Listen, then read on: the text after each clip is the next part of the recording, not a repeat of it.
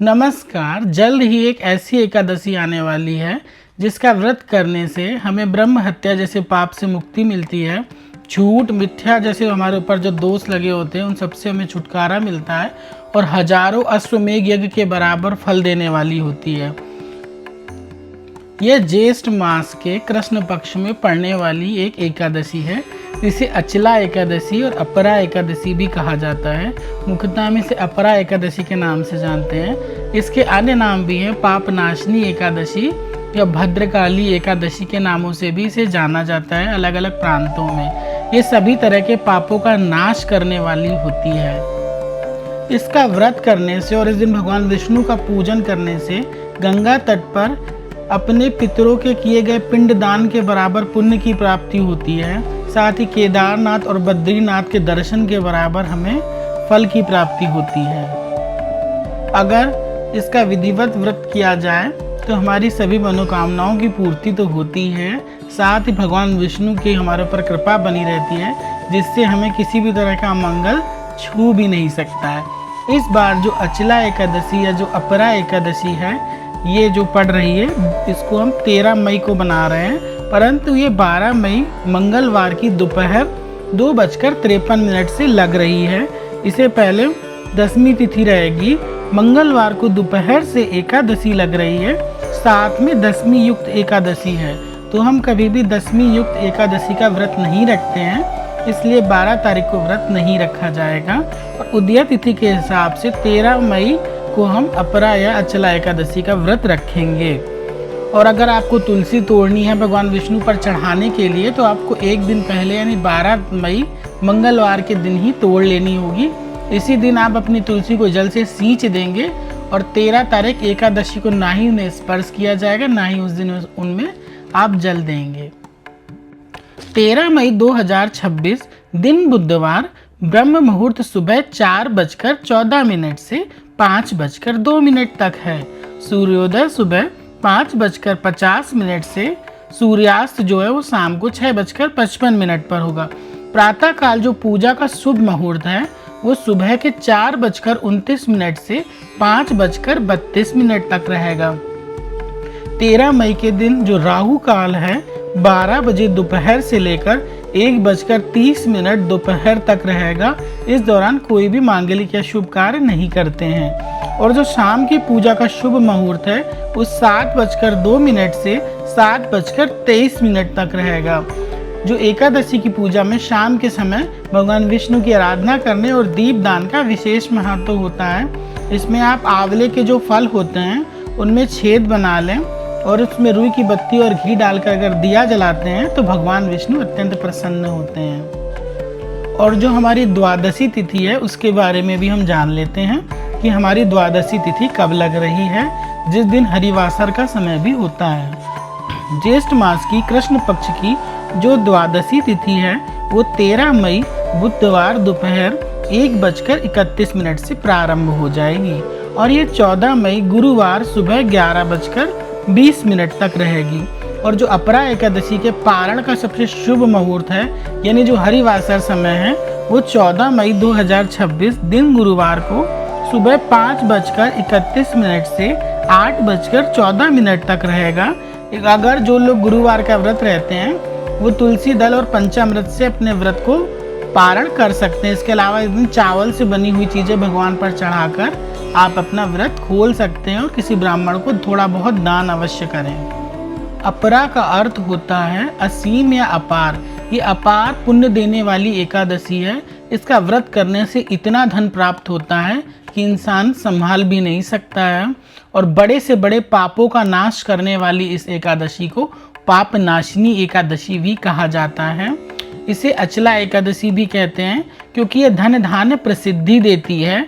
रुके हुए कार्य में सफलता मिली और हमारे जो कार्य अटक रहे होते हैं वो इस एकादशी के व्रत करने से धीरे धीरे बनने लगते हैं।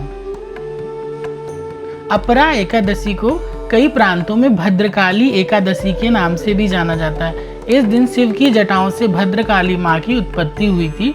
तो इस दिन अगर भद्रकाली माँ की पूजा की जाए तो माँ काली की कृपा से जो भी हमारी शत्रु बाधा डर भय नजर दोष होते हैं वो भी दूर हो जाते हैं।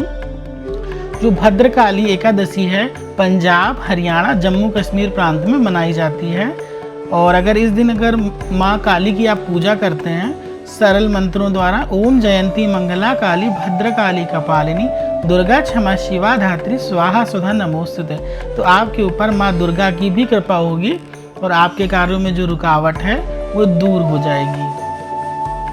जो हमारी अपरा एकादशी या अचिला एकादशी है, इसमें भगवान विष्णु के 5वें अवतार वामन अवतार की पूजा की जाती है। इस दिन वामन अवतार की पूजा का विशेष महत्व होता है। उनकी पूजा उन्होंने क्या किया था, राजा बलि के अहंकार को दूर किया था और 3 पग में सब कुछ नाप दिया था, तो उसका जो अहंकार और दंभ था वो दूर हुआ था। इनका व्रत करने से और वामन भगवान की पूजा करने से सभी तरह के अहंकार और सभी तरह के पापों का नाश होता है, जन्मों से चली आ रही दरिद्रता दूर होती है, लक्ष्मी आगमन के द्वार खुलते हैं। क्योंकि कहा ही गया है, जहाँ रहते हैं हरि वहीं रहती है लक्ष्मी।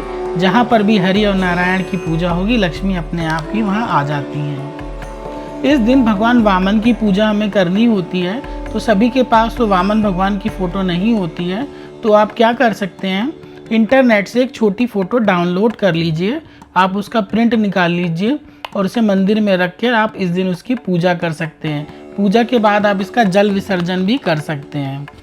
आपको इस दिन भगवान को पंचामृत से स्नान कराना चाहिए। जो लड्डू गोपाल होते हैं, दूध, दही, घी, शहद आदि से मिलाकर उनको स्नान कराइए।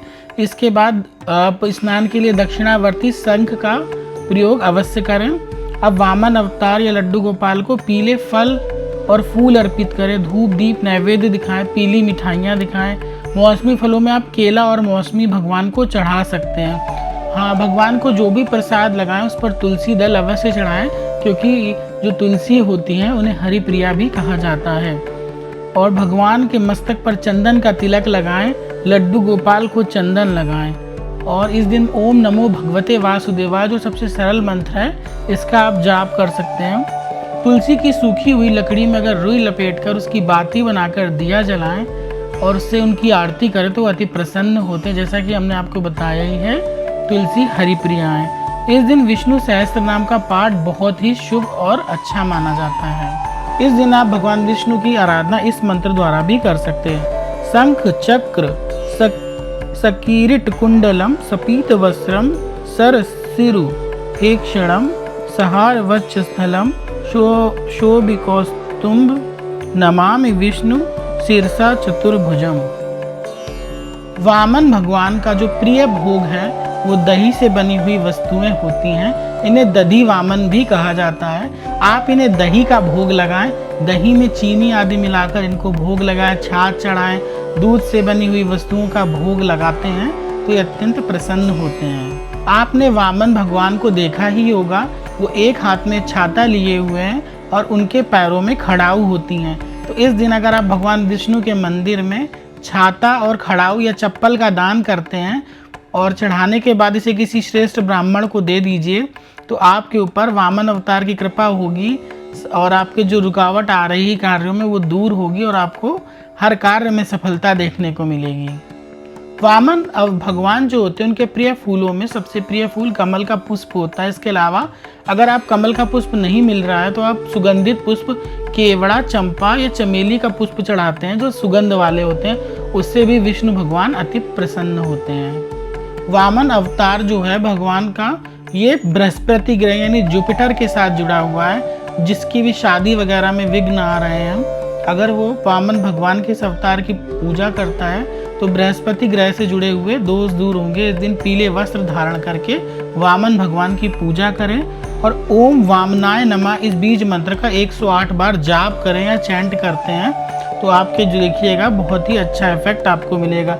जीवन की सभी बाधाओं को दूर करने के लिए और शक्ति प्राप्त करने के लिए इस दिन आप ओम नमो भगवते दधि वामनाय, इसे अगर आप जाप करते हैं तो वो अत्यंत प्रसन्न होते हैं और एक बहुत चमत्कारी मंत्र है, इसके परिणाम जल्दी ही दिखते हैं। इस दिन जिसके भी संतान नहीं है, संतान प्राप्ति के लिए गोपाल सहस्त्र नाम का पाठ करें, भगवान को एक नारियल अर्पित करें अपनी कामना बोलते हुए और लड्डू गोपाल के शरीर पर चंदन का लेप लगाएं। उसी चंदन के लेप को अपने गर्भ पर लगाकर ये प्रार्थना करें कि मुझे संतान की प्राप्ति हो, और 1 वर्ष तक लगातार इस दिन से आप गोपाल सहस्त्र नाम का पाठ करिए तो 1 वर्ष के अंदर आपकी जो कामना है वो अवश्य ही पूर्ण होगी। अब हम इस वीडियो में जानेंगे कि हम राशि वाइज क्या दान करें जिससे हमें विष्णु भगवान की कृपा तो मिले ही, साथ ही जो हम अपनी मनोकामना चाहते हैं, जो भी इच्छा है वो पूरी हो। तो मेष राशि वालों को इस दिन गुड़ का दान करना चाहिए, इससे उनके सभी कार्य पूर्ण होंगे। वृषभ राशि वालों को मिश्री या सफ़ेद कपड़ों का दान करें, इससे उनके जीवन में सुख आएगा। मिथुन राशि वाले मूंग की दाल, मौसमी का फलों का दान करें, इससे उनकी नौकरी और व्यापार में लाभ मिलेगा। कर्क राशि वालों को इस दिन चावल या चांदी का एक छोटा टुकड़ा संकल्प लेकर एकादशी के दिन रख लें और अगले दिन द्वादशी के दिन इसे किसी ब्राह्मण को दान करते हैं तो आपके जीवन में तरक्की आएगी और आपका मन शांत रहेगा। सिंह राशि वालों को गेहूं और तांबे के बर्तन का दान श्रेष्ठ है, इससे उनका मान सम्मान प्रतिष्ठा बढ़ेगी, पद मिलेगा ऊंचा और सारे कार्य भी बनने लगेंगे। कन्या राशि वालों को इस दिन गाय को हरा चारा खिलाना चाहिए और पीले रंग का जो अनाज होता है वो मंदिर में दान में दें, इससे आपके काम बनेंगे और आपका नाम प्रतिष्ठा सब आपकी बढ़ेगी।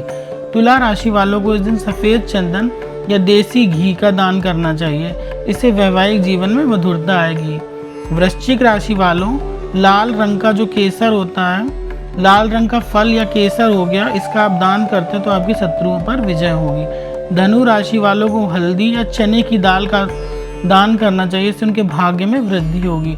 मकर राशि वालों को काले तिल या छतरी का दान करना चाहिए, इससे भगवान वामन और शनि देव दोनों की कृपा होगी और उनके रुके हुए कार्य बनेंगे। इस प्रकार की जानकारी आपको अच्छी लगी होगी। इसी तरह की रोचक जानकारी प्राप्त करने के लिए हमारे चैनल को सब्सक्राइब कीजिए, लाइक कीजिए, शेयर कीजिए ताकि ये महत्वपूर्ण जानकारी और लोगों तक पहुंच सके। तब तक के लिए, अगले वीडियो तक के लिए हरे कृष्णा, राधे राधे।